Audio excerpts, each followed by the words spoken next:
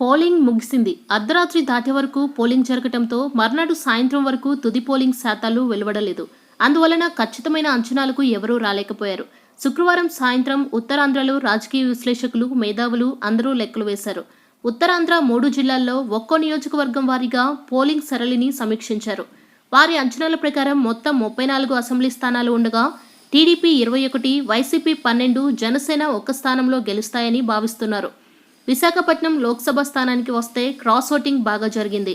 TDP, YCP assembly అభ్యర్థులకు vote వేసిన కొంతమంది, ఎంపీ స్థానానికి వచ్చేసరికి జనసేన అభ్యర్థి వివి లక్ష్మీనారాయణకు ఓట్లు వేసినట్లు చెబుతున్నారు. ఇంచుమించు అన్ని నియోజకవర్గాల్లో క్రాస్ ఓటింగ్ జరిగింది. అనకాపల్లి లోక్సభ టీడీపీ అభ్యర్థి ఆడారి ఆనంద్ కుమార్కు ప్రత్యర్థులు గట్టిపోటీ ఇవ్వలేకపోయారు. బరిలో ఉన్న వారంతా కొత్తవారు కావటం, ఆనంద్ తండ్రి తులసీరావు విశాఖ డైరీ చైర్మన్గా వ్యవహరిస్తుండటంతో రైతుల ఓట్లు బాగా పడ్డాయి. ఇక్కడ ఆయన విజయం ఖాయంగా కనిపిస్తోంది. అరకు లోక్సభ స్థానానికి టీడీపీ అభ్యర్థి కిషోర్ చంద్రదేవ్, వైసీపీ అభ్యర్థి జి మాధవిల మధ్య గట్టి పోటీ జరిగింది. విశాఖపట్నం జిల్లా పరిధిలోని అరకులోయ, పాడేరు అసెంబ్లీ నియోజకవర్గాలు తప్ప మిగతా 5 స్థానాల్లో కిషోర్ చంద్రదేవ్ మొగ్గు ఉన్నట్లు పోలింగ్ సరళిని చూసిన వారు చెబుతున్నారు. పోలింగ్ ప్రక్రియ ముగియటంతో తెలుగుదేశం నేతలు పార్టీ గెలుచుకునే స్థానాలపై అంచనాలు వేసుకుంటున్నారు. ప్రభుత్వం అమలు చేసిన సంక్షేమ పథకాలు, చంద్రబాబు ఇమేజ్తో అత్యధిక స్థానాల్లో విజయం సాధిస్తామని ధీమా వ్యక్తం చేస్తున్నారు.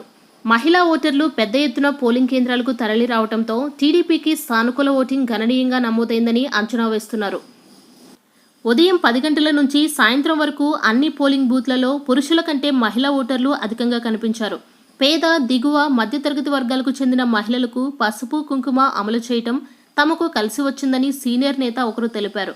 విశాఖ నగరంతో పాటు పట్టణ ప్రాంతాలైన అనకాపల్లి, నర్సీపట్నం, యలమంచిలిలో విద్యావంతులు, విద్యార్థులు టీడీపీకే మొగ్గు చూపారని అంటున్నారు.